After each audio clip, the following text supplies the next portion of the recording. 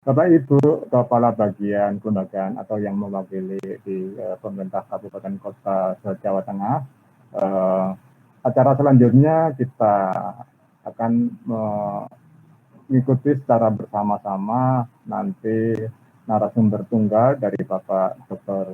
Denny untuk secara bersama-sama kita mengikuti bagaimana sebenarnya arah dari regulasi yang dikeluarkan oleh pemerintah pusat dan bagaimana kita mengimplementasikan di daerah, sehingga kalau ada masalah-masalah yang mungkin belum bisa terpecahkan di kabupaten kota atau nanti belum bisa difasilitasi oleh pemerintah provinsi, mohon dengan kami buka pertanyaan seluas-luasnya, nanti mohon bisa disampaikan kepada Bapak Dr.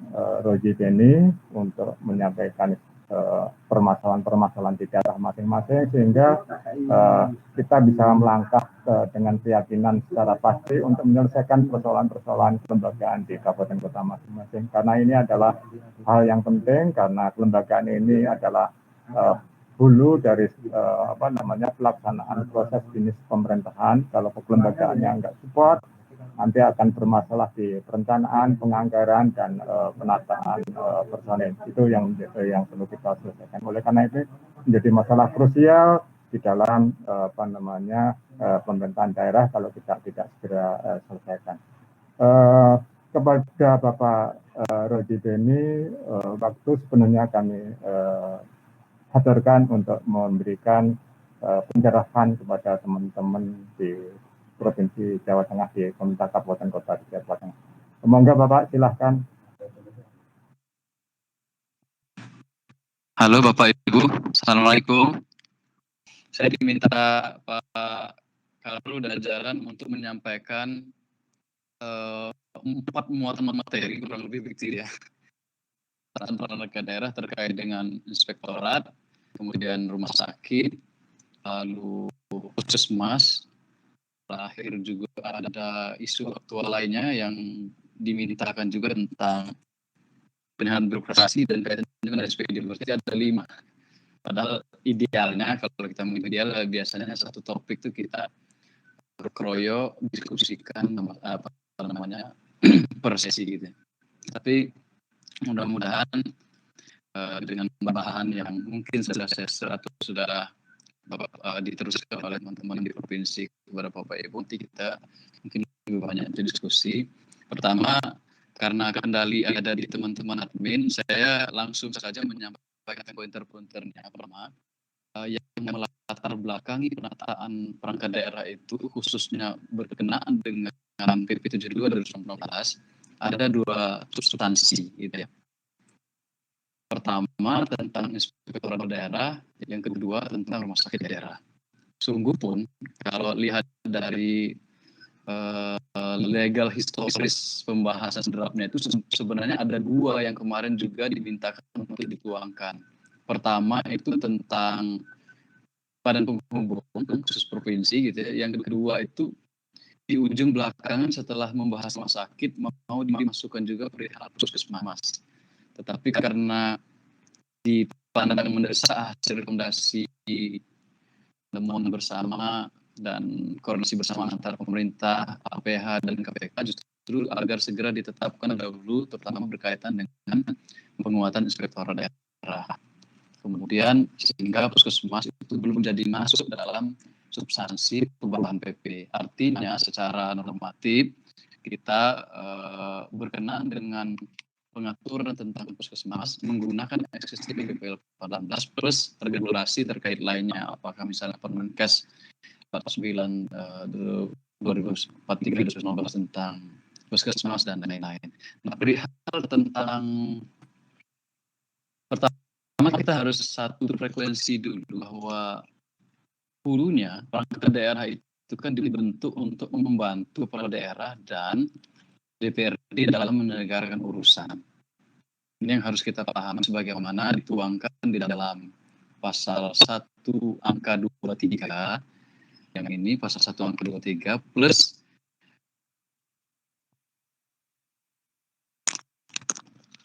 suara double kata Mas Adi.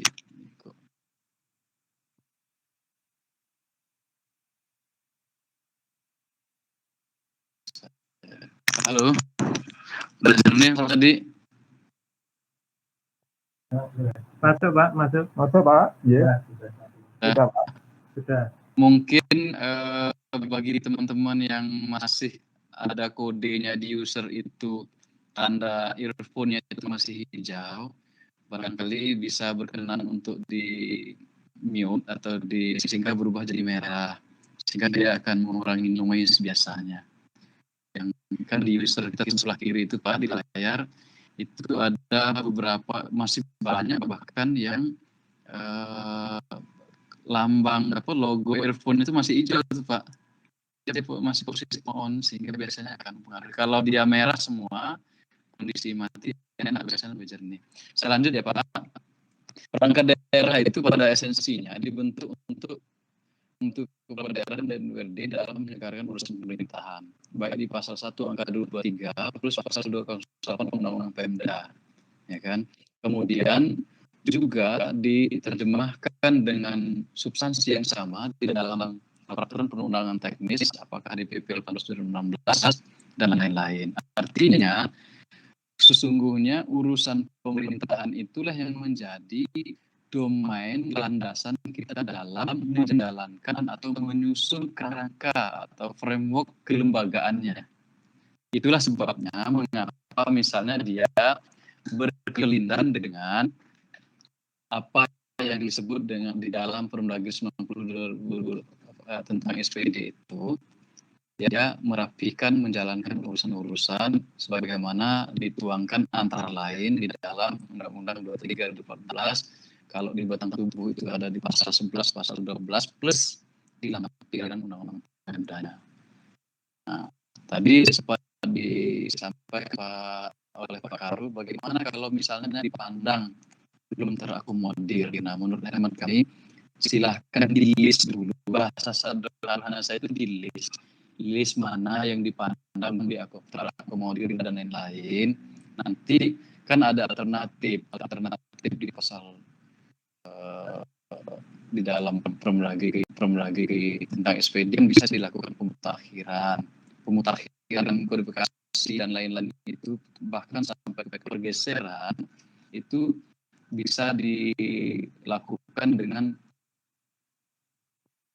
salah satunya terpenuhi bisa dilakukan. Pertama, usulan dari Pemda. Kalau kabupaten kota mungkin nanti setelah di list atau dilakukan mapping, Pak ini dipandang belum terakomodir, melalui gubernur nanti menyampaikan agar dilakukan pemutakhiran kepada Kementerian Dalam Negeri, khususnya melalui Dirjen Keuangan Daerah. Jadi esensi yang ingin saya katakan adalah jangan buru-buru kita langsung misalnya rombak organisasi gitu ya. Tetapi manakala memang sudah ada menu pilihan dalam urusan program kegiatan di dalam sebutan satu itu sudah dipandang mengakomodir dan sudah ada pilihannya, monggo sedapat mungkin kita mengikuti apa yang sudah ada di Permendagri SPD. Misal Pak, di dalam menu pilihan SPD itu misalnya urusan pangan, yang sering ditanyakan. Pangan itu ternyata dirumpunkan, digabung dalam kodifikasi itu pangan dengan kelautan. Sementara kami kan punya pangan dan pertanian, ketahanan pangan dan pertanian. Sementara kami kan maunya pangan dengan kelautan, misalnya karena dia satu rumpun di pasal 20. Ya kalau memang sudah ada menu pilihan, sebaiknya kita menggunakan apa yang sudah ada di dalam SPD. Tetapi kalau benar-benar tidak ada, itu bisa dimungkinkan secara fleksibel melakukan pemutakhiran. Nah, makanya dilakukan listnya mana saja yang ingin ditampung, ingin diakomodir, sehingga nanti kita dapat selaras dengan apa yang kita inginkan. Memang ada atau tidak adanya SPD itu bukan komponen utama perlu atau tidaknya dilakukan pembinaan dan evaluasi perangkat daerah. Karena di Permendagri 99 2018 tentang pembinaan dan evaluasi daerah itu perapihan di SPD urusan lain itu hanya salah satu komponen saja. Tetapi karena tadi saya sampaikan bahwa perangkat daerah itu dibentuk menjalankan urusan yang menjadi kewenangan daerah, ya yang dijalankan bersama-sama kepala DPRD, maka kepala daerah dan DPRD dalam menjalankan urusan kan punya visi misi, punya janji-janji dalam proses pilkada dan lain-lain harus penuhi atau harus ditunaikan. Tentu konsekuensinya ya setiap tahun pasti daerah itu punya prioritas masing-masing. Prioritas masing-masing tentu perlu diterjemahkan dengan bentuk susunan organisasi yang sesuai. Misal, Pak, kami dapat tipe di bidang perdagangan tipe A, tetapi ternyata dalam prioritas visi misi kepala daerah dalam menjalankan urusan menjadi kewenangannya, itu ternyata yang menjadi prioritas adalah urusan pertanian. Ya tentu dengan bercermin seperti itu, yang bisa saja tidak dilakukan yang mengampu urusan perindustrian meskipun hasil pemetaannya itu menghasilkan skor yang boleh tipe A, kan dalam PP 18 boleh dia diturunkan yang industri itu menjadi tipe B misalnya. Nah, yang justru pertanian yang diperkuat. Nah, hal-hal seperti itu yang perlu. Nah, kalau yang ditayang di slide ini hanya ingin menegaskan saja bahwa Permendagri 99/2018 itu perawinya atau apa nama istilah nasabnya kira-kira begitu ya. Nasabnya itu adalah PP 18 dan 2000 dan Undang-Undang 23/2014. Maka di dalam konsideran menimbang itu clear dia menegaskan bahwa untuk melaksanakan ketentuan pasal 115 PP 18. PP 18 itu diperintahkan oleh Undang-Undang Pemda. Jadi nggak usah, Pak, tapi kan kami ada Permenpan 2000, Permenpan tahun ke slide sebelumnya tadi, Mas. Tapi kami, Pak, ada diminta untuk evaluasi kelembagaan berdasarkan Permenpan juga, Permenpan 20/2018. Coba kembali ke slide yang tadi, Mas. Yang slide tentang Permendagri 99 tadi. Nah, kalau kita perhatikan di pasal 3 itu sesungguhnya Permenpan 20/2018 ini menu referensi wajib untuk melakukan evaluasi kelembagaan bagi instansi pusat. Kalau daerah dia dapat, artinya suplemen. Mana yang menu ini karena ini perintah dari Undang-Undang Pemda. Karena kan tadi saya bilang kita ini kan perangkat daerah kan dibentuk menjalankan urusan daerah. Harus daerah perawinya atau nasabnya adalah undang-undang induknya, undang-undang pinduknya, undang-undang Pemda. Kemudian diturunkan ke dalam PP perangkat daerah sehingga ini meskipun sama-sama peraturan menteri, tapi ini nasabnya ini adalah amanah dari undang-undang Pemda. Kalau ini dia menjalankan kewenangan Kementerian PAN dan RB. Sehingga tegas di pasal 3 ini setiap lembaga instansi pusat wajib dia pakai yang ini. Kalau yang instansi daerah dia dapat, apa ya? Kalau mau dijalankan syukur. Tetapi ini yang menu kewajiban ini apa fungsinya pembinaan dan pengendalian? Antara lain adalah menyesuaikan kebijakan dinamika kebijakan daerah. Apakah prioritas program daerah, perkembangan regulasi dan lain-lain sehingga diamanahkan di sini minimal 1 tahun 1 kali dilakukan pembinaan dan evaluasi. Kalau kabupaten kota memang ranah yang domain utamanya nanti Pak Gubernur melalui kepengurusan. Nah, ini yang terkait. Kemudian oleh karena kita ini menjalankan urusan apapun yang kita bingkai di dalam program perencanaan pembangunan, anggaran, termasuk pada organisasi, maka sesungguhnya basisnya adalah urusan. Nah, sekali lagi, kalau toh nanti ada yang belum diakomodir, sebaiknya kita dirembukkan dulu, di list, atau kalau istilah Permendagri 90 di mapping gitu ya, mana nanti kita upayakan lakukan pemutakhiran. Itu toh bukan barang mati. Kemudian berikutnya kita masuk to the point pada inspektorat ya Pak ya. Inspektorat ini penguatan APIP sebenarnya ini yang mekanisme saja, mekanisme untuk pengendalian perangkat daerah. Nanti kan bisa macam-macam karena implikasi kebijakan pendanaan birokrasi, kemudian dan lain banyak hal gitu ya.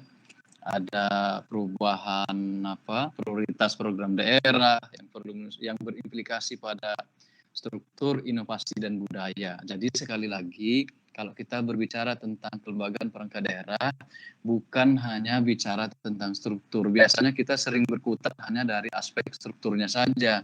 Padahal dalam aspek pembinaan pelatihan perangkat daerah itu ada inovasi, ada budaya kerja. Percuma kita menciutkan, menambah, memekarkan struktur, tapi budaya kerja kita, tingkat kehadiran kita, disiplin kerja kita masih gitu-gitu aja. Inovasi kita masih gitu-gitu aja ya, nggak kurang maksimal nanti jadinya. Jadi ketika bicara penataan, reformasi birokrasi dan lain-lain, bukan hanya bicara struktur besaran saja. Nah, sekarang tentang inspektorat. Inspektorat, kalau Bapak Ibu masih ingat dulu ketika Bapak Presiden pada periode kedua, itu mengumpulkan seluruh APH plus APIP se-Indonesia. Gitu ya. Tapi dikemasnya dalam forum pertemuan forum komunikasi pimpinan daerah. Di situ hadirlah Ketua Pengadilan Negeri, Ketua Kejaksaan, Kapolres gitu ya. Polda, serta Kepala Daerah dan DPRD. Maksudnya apa? Sebenarnya Pak Presiden itu mengingatkan kembali tentang perubahan paradigma rezim penegakan hukum kita di dunia pemerintahan. Beliau hanya sebenarnya mengingatkan kembali tentang substansi-substansi di dalam penanganan perkara-perkara yang terindikasi berkenaan dengan administrasi pemerintahan agar tidak mengutamakan atau mengedepankan pendekatan pemidanaan. Sehingga bahasa beliau dulu, kalau ketika itu pada 13 November dulu pertemuannya di Sentul, seluruh Indonesia, para APH semua hadir. Intinya beliau menegaskan apa yang terkandung maksud di dalam Undang-Undang Administrasi Pemerintahan 30/2014 Pers PP 48 tahun 2016 dan Perpres 3/2016 serta Undang-Undang Pemda juga. Intinya menegaskan bahwa kalau ada indikasi pelanggaran administrasi pemerintahan yang dilaksanakan oleh kita para birokrasi, pejabat pemerintahan, jangan dulu menggunakan pendekatan pemidanaan. Kembalikan dulu ke hitoh bahwa pemidanaan itu adalah ultimum remedium. Atau remedium itu alternatif akhir manakala pendekatan-pendekatan hukum lainnya sudah ditempuh. Nah, oleh karena itu, penguatan APIP ini juga merupakan bagian dari semua rekomendasi bersama antara pemerintah dengan APH plus KPK. Kalau Bapak Ibu pernah melihat paparan data dari Deputi Pencegahan KPK, sesungguhnya 80% OTT itu informasinya berasal dari internal kok. Nah, kalau dari internal, kenapa kita tidak preventif dulu yang seperti diamanahkan Pak Presiden? Pak Presiden kan bilang kalau ada indikasi pelanggaran, jangan main didiemin lalu kita setelah dapat kita OTT lalu digoreng di media. Ya kalau begitu nggak akan selesai indeks persepsi korupsi kita. Sepanjang kita penyelenggaranya itu adalah manusia, maka harus dioptimalkan dulu pendekatan preventif melalui APIP-nya. Nah, itulah yang dimaksud penguatan APIP itu adalah untuk pendekatan preventif pencegahan. Sehingga dia diberikan tambahan kewenangan kalau ada terindikasi penyalahgunaan wewenang menurut negara, maka boleh inspektur dari kabupaten kota dan jajaran untuk melakukan tindakan-tindakan investigasi dan lain-lain tanpa harus menunggu izin dulu dari Pak Kepala Daerahnya. Misalnya Kepala Daerah lagi dinas luar dan lain-lain, padahal ini potensi bermasalah nih kalau kita biarkan. Maka dia dapat dilakukan diberikan kewenangan untuk melakukan itu. Kemudian koordinasi preventif tindak pidana korupsi. Ini kan kita mengedepankan selalu kritikan kita terlalu banyak kita dalam aspek penindakan, padahal kita harus berupaya juga tindak pencegahan. Kemudian untuk sebenarnya yang poin F ini yang merah, pengawasan pelaksanaan program reformasi birokrasi itu bagian juga dari untuk tindakan preventif tidak terjadi penyalahgunaan kewenangan dan lain-lain. Dan ingat Bapak Ibu, mungkin kita khususnya melalui teman-teman di inspektorat daerah nantinya, dengan adanya kewenangan berkoordinasi, harus dibangun kesepahaman bersama bahwa kita pejabat pemerintahan, khususnya pejabat Pemda, itu juga ada tanda petik kuhapnya gitu ya. Bukan hanya tentara aja yang punya kuhap militer. Kalau ada indikasi pelanggaran sepanjang itu berkaitan dengan tugas-tugas beliau dalam kedinasan, maka dia harus didahulukan pendekatan atau pengcross-checkan atau investigasi dari aspek pelanggaran administrasi pemerintahan dulu. Jangan langsung main goreng-goreng lapor dari LSM lalu ke APH gitu. Enggak, ada di dalam PP 48 tahun 2016, tindak lanjut dari Undang-Undang 30 2012, itu ada 3 kategori. Kalau ditemukan kesalahan administrasi, murni kesalahan administrasi tanpa ada kerugian keuangan negara gitu ya, maka silahkan itu dikoreksi, diperbaiki saja. Misal nih, oh Pak, kita salah masuk kodifikasi, harusnya ke sini, administrasi bisa diperbaiki kok, nggak boleh dipidana. Nah, kalaupun ada pelanggaran administrasi yang menyebabkan kerugian keuangan negara, maka pasca ditemukannya audit oleh APIP, APIP ini bisa di internal APIP atau APIP lainnya dengan melibatkan APIP lainnya gitu ya. Maka dia harus mengembalikan 10 hari kepada kas daerah. Ketika dia kembali sudah selesai. Jangan lagi ada dicari-cari pemidanaannya gitu ya. Itu yang dimaksudkan penguatan APIP itu. Nah, nanti kan kalau APIP ini diperkuat, berpotensi nggak Pak kalau nanti APIP-nya karena mungkin ada yang lapor sana, lapor sini, lalu Pak ke pimpinan kurang berkenan, diganti tanpa sabab musabab. Padahal dia sedang memeriksa nih, misalnya memeriksa ada satu yurisdiksi kewilayahan irbannya dan lain-lain. Maka untuk proses penggantian itu harus dilakukan supervisi. Kabupaten kota itu dilakukan oleh Pak Gubernur, kemudian kalau provinsi kepada Kementerian Dalam Negeri. Tetapi khusus untuk shelter, untuk seleksi terbuka ya Pak, maka sebelum dibentuk panitia seleksinya harus dikonsultasikan dulu kepada Menteri Dalam Negeri.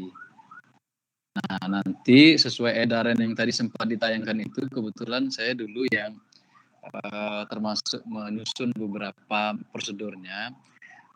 Panjang kali Pak, kok seleksi inspektur kabupaten kota juga Kak harus submit ke inspektur. Maka kita menggunakan mekanisme online ini. Di sini ada detailnya di bawahnya itu. Mekanisme bisa layanan online untuk diberi untuk kalau penggantian pejabat lainnya tanpa non shelter boleh, cukup kabupaten kota itu hanya di gubernur ya. Tetapi kalau untuk shelter sebenarnya hanya untuk memastikan bahwa penggantiannya itu tidak ada indikasi karena dia tidak untuk mengedepankan objektivitas dan independensi para rekan-rekan kita di pejabat di inspektorat daerah. Itu intinya mengapa diberikan ruang untuk supervisi ketika melakukan penggantian pejabat di inspektorat daerah. Itu yang esensi-esensi di APIP. Intinya bahwa maksud atau original intentnya dari kehadiran PP 72 itu adalah mengedepankan, memperkuat sebagaimana arahan Bapak Presiden waktu itu, memperkuat tindakan-tindakan preventif kita. Oke, nah nanti hal-hal lain mari kita diskusikan. Baik, saya lanjut ke topik tentang rumah sakit ya. Rumah sakit. Dalam beberapa forum kita menerima faktanya bahwa hari ini ada yang sudah dan ada yang sedang dalam proses penataan kelembagaan rumah sakit sesuai dengan PP 72 2019 yang diamanahkan agar paling lambat sebenarnya 1 tahun sejak PP ini diundangkan, yaitu TNT-nya jatuhnya harusnya sudah selesai kemarin pada 15 Oktober 2020. Namun demikian, manakala banyak hal yang menjadi tantangan real di lapangan, maka diharapkan kita dapat menyelesaikan pada tahun 2021 ini. 2020 mungkin kemarin kita sampai hari ini barangkali ya, masih berkutat dalam penanganan pandemi COVID dan lain-lain, maka diharapkan penindaklanjutan penataan kelembagaan rumah sakit berdasarkan PP 72 itu dapat diselesaikan pada tahun 2021 ini. Tentu forum-forum seperti ini juga menjadi forum yang berharga agar dapat diinventarisir dari kita punya data sebenarnya kemarin hari kerjasama dengan teman-teman di Yankes, sebenarnya rumah sakit daerah itu nggak terlalu banyak ketimbang rumah sakit swasta atau yang dimiliki oleh kementerian lembaga lainnya. Ini kita harapkan bisa dapat terselesaikan dari rumah sakit ini. Nah, esensi utamanya adalah begini, kita ini kan ingin memperkuat profesionalitas dan kualitas layanan yang dilaksanakan oleh rumah sakit daerah. Rumah sakit daerah itu ada dua jenis ya Pak ya, ada rumah sakit umum, ada rumah sakit khusus. Apa yang dimaksud klasifikasi rumah sakit umum dan khusus nanti kita bisa mengeksersis pada regulasi terkait dengan profesi rumah sakit. Nah, karena dia ini bersifat kompleks dan lain-lain, maka dibutuhkan penguatan. Akhirnya penguatannya itu di dalam revisi PP 18, yaitu dalam PP 72, yaitu diberikan kewenangan mandiri, kewenangan otonom dalam hal pengelolaan keuangan, barang milik daerah, serta kepegawaian. Walaupun di PP 18 sebenarnya itu sudah dikasih clue juga, Pak, iya kami harus diberikan kewenangan otonom melalui pengelolaan BLUD dan lain-lain. Tapi ada sisi-sisi yang ternyata yang sifatnya bukan teknis perihal layanan medis ya, tetapi tentang tata kelolanya yang masih membutuhkan penguatan, yaitu dari aspek penguatan kewenangan. Kalau saya boleh menggunakan istilahnya itu perluasan kewenangan dari aspek pengelolaan keuangan daerah, barang milik daerah, serta aspek kepegawaian yang ternyata itu mirip atau sebangun atau sebanding dengan kewenangan-kewenangan yang ada pada perangkat daerah mandiri lainnya. Misal di pasal 43A di PP 72, 43A, 43B gitu ya. Di situ sangat declare bahwa selain selaku KPA, nah, jadi kan kalau kita menggunakan rezim hukum keuangan daerah normal, pasti kita akan terbelenggu nih. Nggak bisa, direktur itu kan cuma KPA, nggak boleh dia begini-begini. Padahal di situ di dalam PP 72 pasal 43A itu rincinya, itu sudah sangat clear ditegaskan bahwa selain selaku KPA Pak ya, direktur itu diberikan kewenangan tanda tangan SPM, nyusun DPA gitu ya, yang selama ini dilakukan oleh teman-teman di dinas. Nah, terkait dengan perluasan kewenangan sebenarnya tidak perlu khawatir juga, misalnya nanti dinas gimana? Dinas itu diberikan sifatnya pelaporan itu hanya bersifat administratif, mulai dari penyusunan perencanaan sampai bagian lampiran yang tidak terpisahkan dari kinerja urusan kesehatan. Nah, bahasa sederhananya, kalau dulu Bapak Ibu sempat ikut sosialisasi pertama dulu di Kemendagri itu yang disampaikan oleh Pak Dirjen Keuangan Daerah waktu itu, beliau sampaikan maka direktur itu bertanggung jawab, di sini juga disebut sih, bertanggung jawab baik secara formil maupun material. Ya, formil dari aspek administrasi, prosedur, penatausahaan, plus materialnya. Maka dia diberikan tanggung renting kepada direktur supaya lebih cepat proses administrasi dalam rangka meningkatkan kualitas proses lain sakit. Artinya tumpuannya besar pada tata kelola yang dinilai dan direktur. Untuk itu sebaiknya dalam rangka mungkin dalam masa tertentu sebaiknya rumah sakit daerah itu juga didampingi oleh teman-teman atau mungkin dari Bapeda, BPKAD itu mewakafkan dulu lah sementara jago-jagonya ahli perencanaan dan pentasan keuangan untuk ditransfer of knowledge-nya kepada rumah sakit. Nah, Di situ kalau kita mau lihat persalinan apa bedanya dengan sebelumnya Pak gitu ya. Mungkin di slide sebelumnya tadi di situ ada penegasan. Memang secara kedudukan dia masih di bawah pengampuan dari Dinas Kesehatan. Tapi pengampuan itu berbeda seperti pengampuan UPT lainnya, UPT Lab, UPT Farmasi dan lain-lain. Karena dia diberikan kewenangan-kewenangan dari 3 aspek tadi yang mirip dengan kewenangan yang dimiliki oleh pimpinan perangkat daerah mandiri lainnya. Kalau saya pribadi, sudahlah kita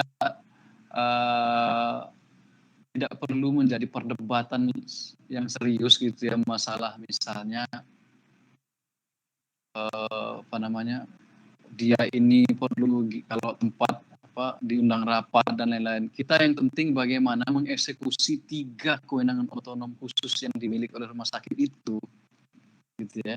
Kewenangan dari aspek pengembangan daerah, barang milik daerah, dan kepegawaian yang dia harus menyesuaikan dan sedikit diatur secara khusus atau mungkin bisa dikatakan mengenyampingkan gitu ya rezim hukum pengelolaan keuangan daerah yang diatur dalam yang berlaku secara general.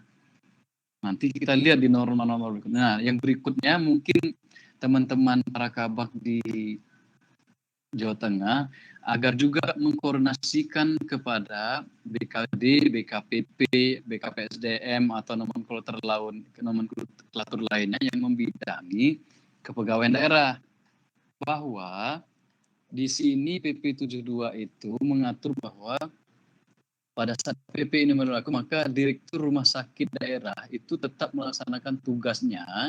Artinya kalau dia tetap melaksanakan tugasnya, tetap masih direktur yang lama, lembaga yang lama, sampai dengan dilakukannya penyesuaian status jabatan direktur sesuai dengan PP 72 ini. Kalau yang disebut dengan penyesuaian status jabatan direktur ini, maksudnya bukan hanya kepalanya, bukan hanya direkturnya, tetapi aspek-aspek kelembagaan lainnya. Yang tadi misalnya direktur jabatan struktural, kewenangannya ada 3 kewenangan otonom, kemudian ada penyesuaian wadir dan lain-lain.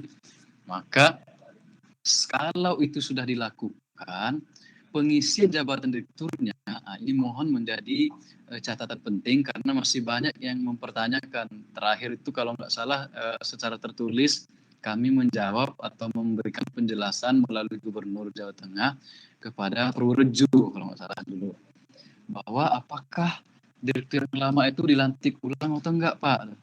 Maka kita sampaikan pengisian jabatan direktur itu dilakukan berdasarkan mekanisme dan kualifikasi jabatan struktural secara perundangan. Kalau dia misalnya kelas A atau B, maka dengan seleksi terbuka, bukan langsung otomatis mengukuhkan direktur lama. Maka dia harus dilakukan mekanisme pengisian jabatan dulu. Kenapa? Karena direktur itu adalah sudah memiliki tambahan CC, kalau istilah mobil itu CC-nya baru nih, kewenangannya baru, kewenangannya ada penambahan, ada perluasan. Ya orangnya pun, yang nahkodanya pun harus di cross check ulang, kompatibel nggak dengan kewenangan-kewenangan yang diharapkan untuk peningkatan profesionalitas dan kualitas ini. Kalaupun toh yang terpilih lagi hasil pengisian jabatan direktur yang lama ya silakan. Tetapi maksud saya jangan disamakan halnya seperti misalnya penataan perangkat daerah di Seda. Langsung kukuhkan ulang gitu. Enggak, rumah sakit ini ada penambahan kewenangan. Jadi dia harus dilakukan mekanisme tidak otomatis. Lalu pertanyaannya, kalau dia jabatan struktural, ini kan sudah dideklir nih ya Pak ya, PP 72, dia jabatan struktural. Dia PNS atau non-PNS Pak.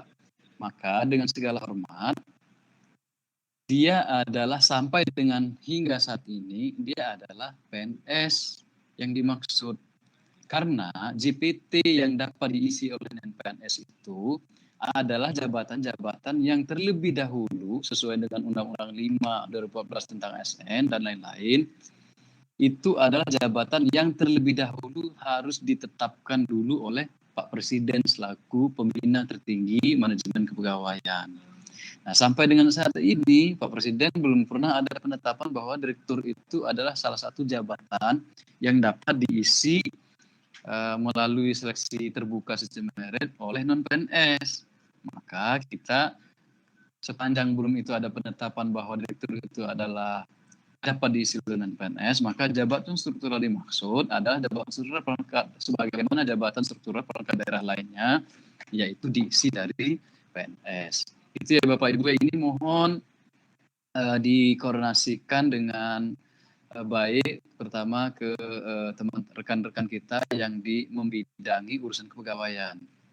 Karena masih ada beberapa pertanyaan, Pak, itu apakah langsung otomatis atau boleh non PNS gitu ya? Karena faktanya kami mohon dengan segala hormat ini juga ya pelan-pelan kita koordinasikan, komunikasikan dengan pimpinan kita, Pak Bupati, Pak Wali Kota gitu ya, bahwa regulasinya seperti ini. Kalau kita paksakan, nanti khawatirnya nggak kompatibel dengan akuntabilitas pengelolaan keuangannya, nggak kompatibel dengan aspek regulasi kepegawaian di BKN dan lain-lain.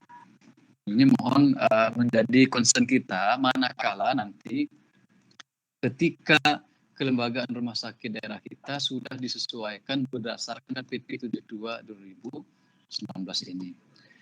Lalu yang berikutnya berkenaan ini dengan kewenangan ini yang pasal detailnya 121A ini saya ingat persis ketika menjelang penetapan oleh Bapak Presiden, kita rembuk ada Deputi Undang-Undang Setnek, Kumham, Kemendagri, Kemenpan. Sama diskusinya, apakah langsung bisa otomatis dulu untuk pertama kali gitu ya. Sempat dulu kami usulkan agar untuk praktik pelaksanaan pertama kali direktur rumah sakit yang lama saja dikukuhkan, tetapi dalam perdebatannya, loh lihat aja penjelasan maksud dari PP 72 ini kan dia untuk meningkat kualitas, CC-nya ditambah, susunan ini kewenangan ditambah, ya harus dicok dulu dong direkturnya, kira-kira begitu, sehingga ditetapkan pengisian jabatan direktur itu tidak otomatis melainkan melalui mekanisme pengisian jabatan struktural lainnya sesuai diatur dalam kepegawaian. Kemudian demikian pula halnya terkait dengan, coba bisa next lanjut. Bisa lanjut. Ini penegasan bahwa direktur dipimpin oleh jabatan struktural. Kemudian hal krusial lainnya adalah terkait dengan kewenangan. Coba langsung di slide berikutnya, Mas. Terus yang ada 43 itu, yang ada bicara selain KPA, terus sudah tadi biar kita bisa ganti topik. Terus Mas, slide berikutnya.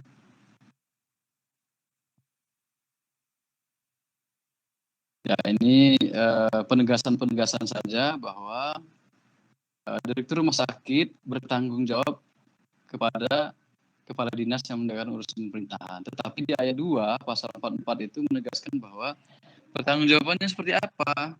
Pertanggungjawabannya melalui penyampaian laporan pelaksanaan baik melalui keuangan daerah, barang milik daerah serta terjadi. Nah, kemudian ditegaskan kembali pasal 44A-nya, otonomi dalam pengelolaan daerah meliputi mulai dari perencanaan, pelaksanaan sampai dengan pertanggungjawaban. Maka tadi saya sempat menyitir paparan Pak Dirjen Keuangan Daerah waktu itu, ya baik secara formil materi menjadi tanggung jawab direktur. Jadi kalau ada masalah jangan lagi diseret-seret Pak Kepala Dinasnya atau Bu Kepala Dinasnya, karena Bapak Ibu Kepala Dinas itu dia punya kaitan dengan topik kita berikutnya, itu dia punya tugas yang juga tidak kalah banyak dan beratnya. Sekarang ada kebijakan penanganan stunting, lalu dia harus membina sekian banyak puskesmas. Di Permenkes itu menjadi tugasnya Dinas Kesehatan tuh. Nah, silahkan saudaranya yang ini, rumah sakit ini diberikan kemandirian, Anda kelola dengan maksimal. Kira-kira gitu esensi pesannya. Nah, dalam terus ya, oke lanjut. Ya, jadi otonomi pengelolaan daerah itu mulai dari perencanaan, pelaksanaan sampai pertanggungjawaban. Gitu ya. Terus lanjut. Slide berikutnya, Mas. Nih, 44B lagi ditegaskan gitu ya, bahwa dia hanya 44A tadi kan bentuk laporan pertanggungjawaban. 44B lagi lihat di ini. Dalam pelaksanaan keuangan sebagaimana 44A, Direktur Rumah Sakit Daerah itu melaksanakan belanja sesuai DPA. Dia merencanakan dia pelaksanaan DPA, ya, pelaksanaan dia, maka dia bertanggung jawab atas pelaksanaan anggaran pendapatan dan belanja rumah sakit yang dipimpinnya, baik bertanggung jawab secara formil maupun material. Ini yang tadi ya, rincian dari 44 ayat 2, ini saja saya komparasi seperti ini, supaya kita bisa lebih mudah memahami konstruksi apa yang dimaksud pola-pola hubungan pertanggungjawaban antara rumah sakit dengan dinas kesehatan. Saya selalu tidak melepaskan dari pasal 44-nya, karena ada mekanisme bertanggung jawab, kemudian penyampaian laporan. 44C, dalam pertanggungjawaban keuangan, direktur itu melakukan penyusunan. Nah, dia yang melakukan penyusunan laporan pertanggungjawaban keuangan yang merupakan bagian dari laporan kinerja urusan kesehatan. Artinya dia terpisah lampiran tersendiri dalam dalam laporan keuangan dinas kesehatan. Tata cara perundang-undangan. Kemudian lanjut. Tapi jangan lagi minta dibuatin dari oleh dinas kesehatan, direktur yang bikin nanti laporan dan lain-lain gitu ya. Kemudian lanjut slide berikutnya. Nah, dalam melaksanakan ketentuan, Direktur Rumah Sakit ditetapkan selaku KPA sesuai perundang-undangan. Ini ya kan dalam menjalankan kewenangan otonominya. Tetapi lihat di berikutnya. Coba slide berikutnya, Mas. Nah, ini dia di 44 ayat 4. Itu disampaikan selain selaku KPA, maka Direktur Rumah Sakit itu ya tadi slide yang tadi udah benar, Mas. Lanjut aja. Slide yang tadi, Mas. Lanjut, Mas. Nah, selain selaku KPA, maka kalau tadi kan di pasal 4 ayat 4 itu ditegaskan, selain selaku KPA, direktur itu diberikan tugas kewenangan 1. Menyusun RKA, 2. Nyusun DPA, 3. Teken SPM, 4. Kelola utang piutang yang jadi tanggung jawab rumah sakit, menyusun dan menyampaikan laporan unit yang dipimpinnya, menetapkan pejabat pelaksana tugas kegiatan dan pejabat penata usaha keuangan, menetapkan pejabat lainnya dalam unit dipimpinnya dalam rangka pengelolaan. Artinya ini kalau kita melihat dari aktor keuangan dalam pengelolaan keuangan daerah yang berlaku general pada mereka, ini kan hanya dimiliki tanda petik kewenangan ini hanya dimiliki oleh PA kan, tetapi meskipun dia KPA dia diberikan kewenangan yang seperti dimiliki oleh PA pada perangkat daerah lainnya. Oke, lanjut.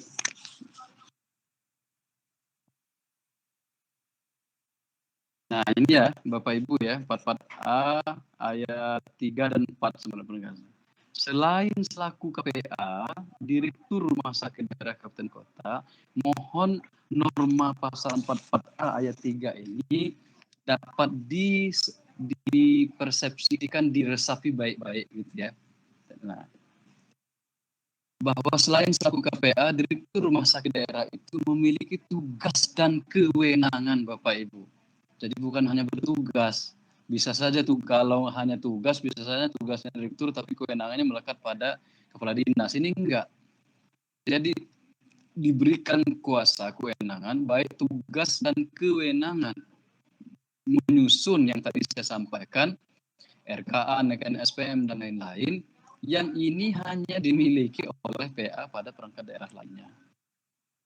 Itu mohon nanti diresapi pasal 44A ayat khususnya pada ayat 3-nya gitu ya.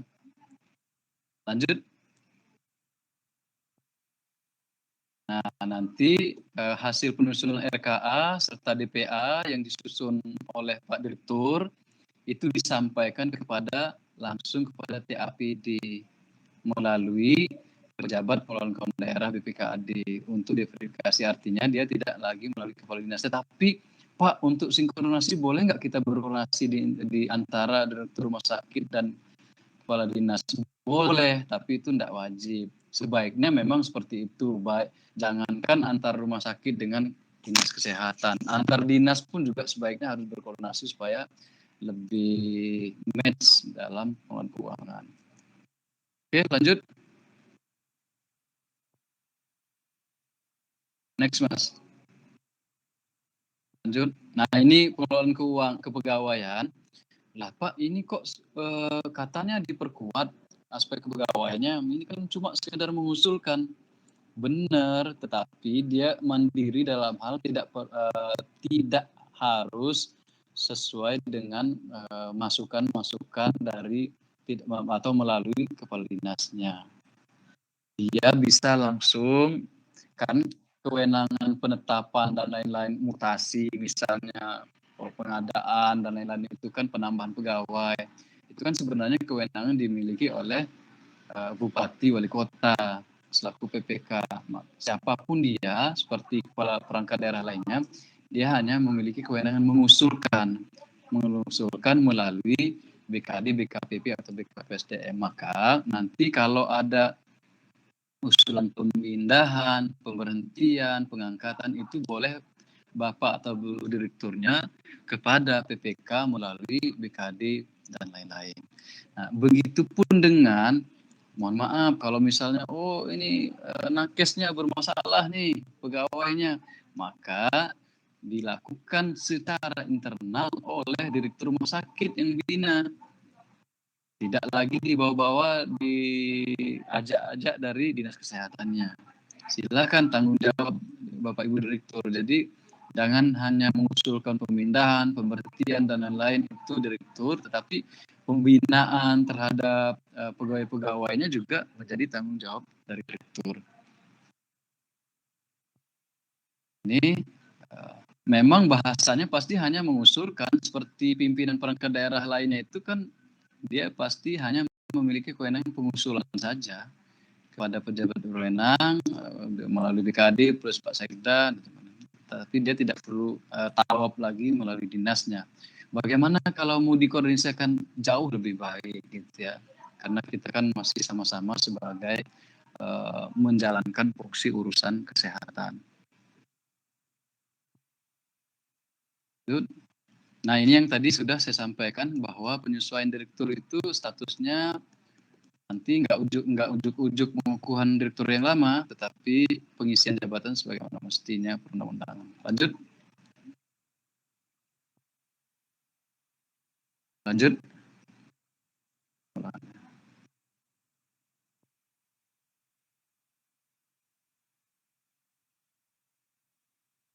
Oke, nah ini sebenarnya gini, sekaitan dengan hal ihwal kelas rumah sakit. Mungkin Bapak Ibu bisa koordinasi dengan Biro Provinsi Jawa Tengah plus nanti Banyumas nih.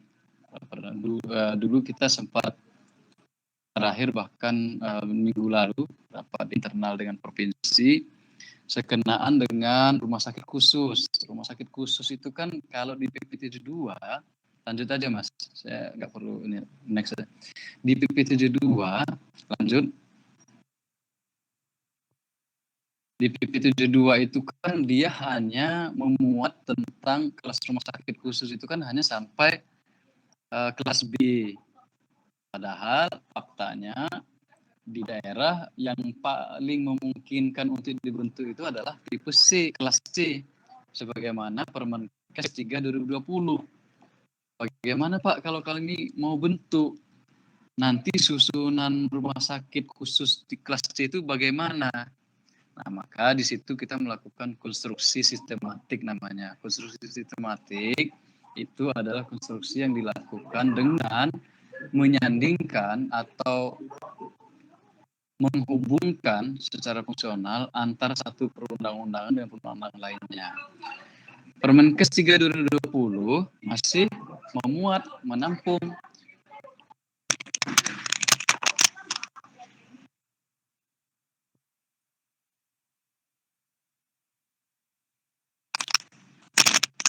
masih Permenkes 23 2020 dia masih menampung kehadiran eksistensi dari rumah sakit khusus kelas C. Maka sandingnya di mana Pak? Karena di PP 72 nggak ada, gitu ya. Maka kita dalam hal ini melakukan konstruksi sistematis, melihat persandingan susunan organisasi antara rumah sakit umum daerah dengan rumah sakit khusus daerah. Coba lihat di berikutnya. Intinya persyaratan untuk kelas dalam rumah sakit umum itu jauh lebih banyak dan lebih rinci di rumah sakit umum ketimbang rumah sakit khusus, gitu ya. Nah, nanti coba next.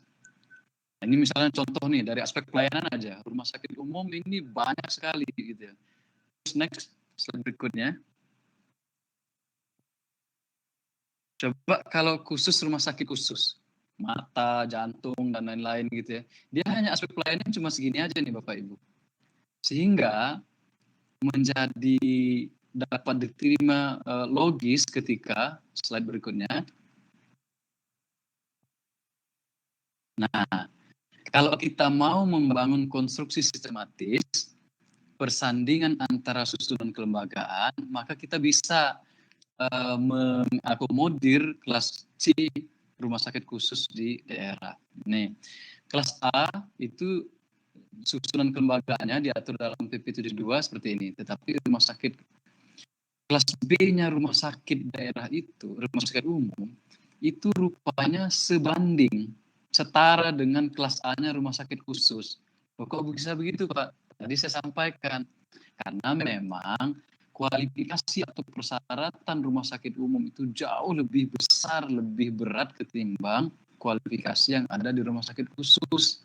Maka kelas B-nya rumah sakit umum itu setara dia, kalau kita perhatikan di PP 72, sebanding dia dengan kelas A-nya rumah sakit khusus. Begitupun selanjutnya, kelas C-nya rumah sakit umum daerah itu sebanding setara susunannya dengan kelas B-nya rumah sakit khusus. Lalu kalau demikian, bisa kita mengakomodir kelas C ini dapat disetarakan pada kelas D-nya rumah sakit daerah umum daerah, yaitu eselon 3B, bukan 3A ya Pak. Kalau 3A kan untuk kelas C ini, jabatan serator serta terdiri atas satu bagian TU dan 2 kasih, gitu ya. Di sini kita dimungkinkan untuk mengakomodir rumah sakit khusus yang kelas C sepanjang belum dia terpenuhi di kelas B. Ini mohon ini bisa menjadi atensi kita bersama, manakala nanti ada daerah-daerah yang seperti Banyumas. Banyumas awalnya sudah diskusi kita sama Kemenkes, awalnya belum ketemu solusi awalnya gitu ya. Kalau kita jalin hanya ternyata bisa dimungkinkan gitu ya. Karena kita melihat persandingan konstruksi sistematik tadi.